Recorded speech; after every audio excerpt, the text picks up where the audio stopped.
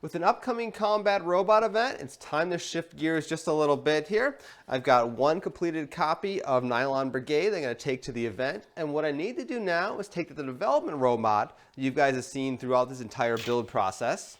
And I need to take its guts out of the prototype setup I have right now and move it over to a complete production chassis and all that kind of fun stuff. So I'm going to get back to working on that right now.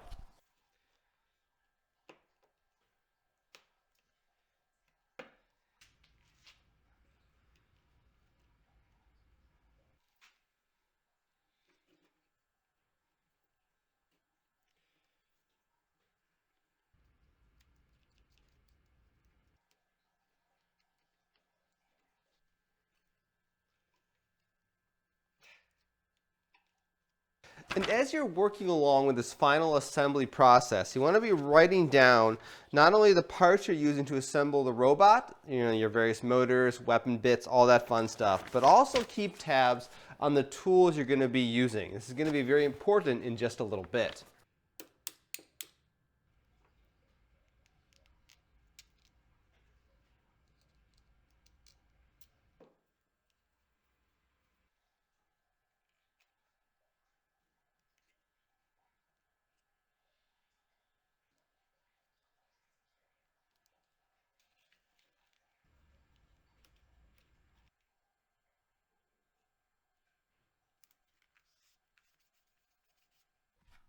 So the reason I take this approach about 2 weeks before a robotic combat event is it's all about making the day of the event be a lot less stressful. The last thing I want to be doing is running around like a chicken with their head cut off, trying to get my robot ready at the last minute. I know people do that at the event, and I think they're crazy.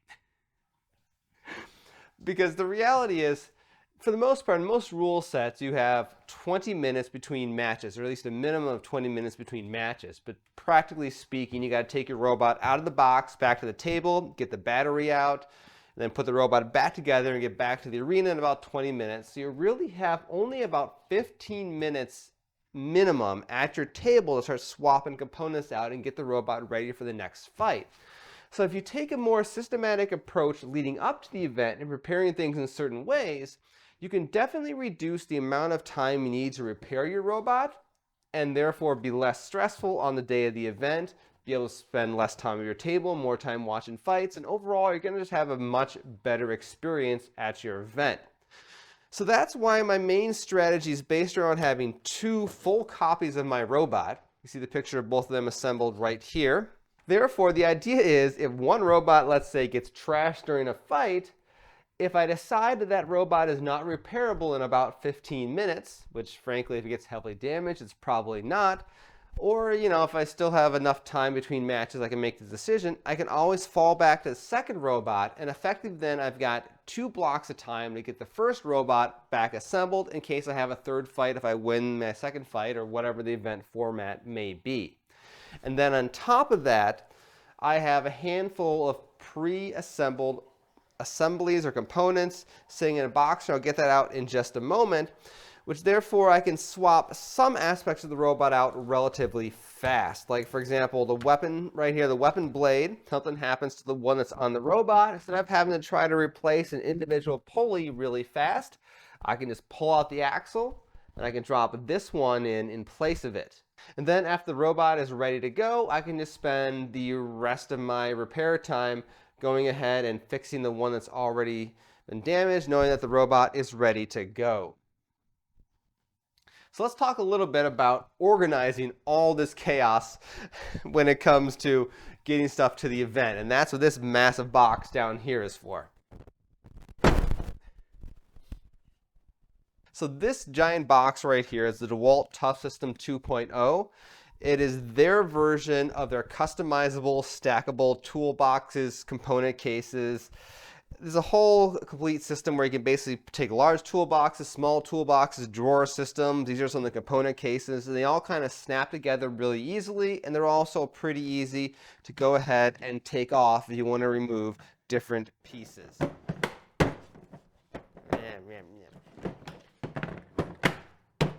There's a right way to do things. Every tool company makes their own. Milwaukee is really popular at these events. They're the big red ones. I mean, they're all more or less the same basic thing. Pretty much the one reason why you choose one brand over others, for the most part, that particular brand is designed to fit their tools. So let me open this guy up and we'll take a look at exactly how I organize things in here. So this one is DeWalt's small component case or something like that. It includes a number of these little yellow insert trays, and then I got more back over there so I can rearrange them however I see fit. And for this box is purely the stuff I would need to maintain in terms of component-wise Nylon Brigade. So I've got obviously things labeled, like this here is all about the drive system. So I got my wheels, tires, drive belts, and even somewhere down at the bottom, if I rummage around enough, I would pull out some motors. So therefore I know drive system is there. Hardware is obviously screws, bolts, those fun things. Electronics, pretty self-explanatory. Electronic speed controller, as well as things I need to fix electronics. So batteries, when batteries are obviously not in the ammo case over there where I keep them, so if they ever go kablooey in my house doesn't burn down, they would sit in here, go into a competition, and then this is all obviously weapon system stuff, whether that be weapon motors, weapon assemblies, as I showed you a little bit a while ago, weapon belts, all those fun kind of things. And then over in this corner is a little bit bigger components. For the most part, it's going to be some extra armor pieces as well as extra chassis. Whoops, I forgot to paint the bottom of that one. My bad. And then one cool extra thing is this guy sitting up right here. Then it's actually kind of hard to find. You gotta get on Amazon and don't see it in the local hardware stores where everything else is available there. But all it is just a half-size version of it, which is convenient because Nylon Brigade, actually two of them fits perfectly right in there. So the components all live in the big box in the bottom, and the robots live in a little box up here. And then I've just got some extra random storage here. Of course, stickers. Why do I have two MRCA stickers? My bad. Other, things you pick up over the years. And then this is my shady bin, I call it. So if I'm not entirely sure if something is good, like this motor here, question mark, I can use it if I need to, but it might be a little sketchy. This switch, sometimes it seems like it only turned on halfway, and it would only give so much power to the robot. It's a little weird thing, so it's a sketchy piece right there. So let me get this giant box out of the way, and then we'll talk a little bit more about why I made that list that I referred to a little bit earlier in the video. So having a battle plan ahead of time for how you're going to approach the event is awesome, but you need to make sure that you have all the components you actually need and tools to make sure you can execute that battle plan when you get to the event. Last thing you want to do is get there and realize you forgot your battery charger. And that's why I was mentioning about why I make this list ahead of time. And I also going to go ahead and make a copy of this list. So this is going to be like a master list I can save from event to event, and therefore I can make some adjustments to it as need be, when I've learned a few things here and there and decide what tools I need. And the reason why I focus for these tools and components from the final assembly of the robot, those are the kind of things you need to not only take the robot apart, but also to be able to quickly fix the robot. Because ideally you're going to build a handful of extra parts ahead of time, so you're not going to be doing a whole lot of real modifications at the event. If you are, something terrible has gone wrong. So I don't really worry about bringing those kind of tools to the event. It's the stuff that I really need to assemble the robot, take it apart, and getting it back running really fast.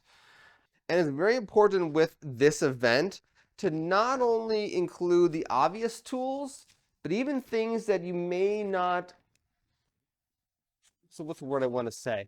Things that you really need, but you may not always think about because it's kind of in the back of your mind, like battery chargers. I know it seems kind of silly to think that you might forget your battery charger, but because of the fact that often that maybe sits somewhere in your shop and it's just there and you use it all the time, you may not think to always grab that. That's why, let's see, somewhere over here under Nylon Brigade or generic parts, it does say LiPo charger right here, as well as LiPo bag. And of course, I have the radio here as well as the radio's charger. So even if there are things that seem obvious like that, write them down. And when you go to start packing stuff up for the event, I've been still a bit cheap to buy one of the big toolboxes for the tough system, so I'm still running these guys. As you put items in your bag, go ahead and check them off. And once something is in the bag, do not take it out of the bag unless you're very, very careful to put it back in the bag.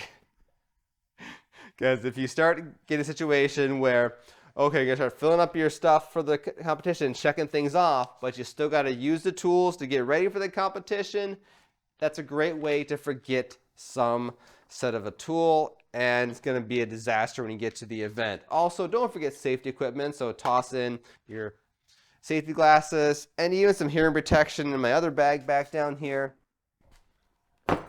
is not a bad idea. So with that, I need to go ahead and actually finish up the checklist or the copy of the checklist here for Nylon Brigade and get ready to head off to Michigan Mashup number 5. I think it's number 5. I don't know. It's year 2024. You can go look up as to what number that would be. I only competed last year. So anyway, I got to get a few batteries charged up and run some final tests with the robots, make sure they fail safe, and then I will be ready to finish packing things up and head off to the event.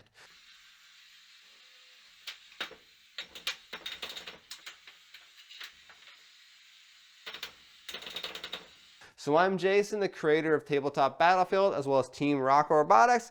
Hit subscribe, and at some point in the not too distant future, after the event, which I guess this video is probably going to end up going up after the event, you'll be able to see an after action report of how things turned out. So thank you guys all for watching. I'll see you next time.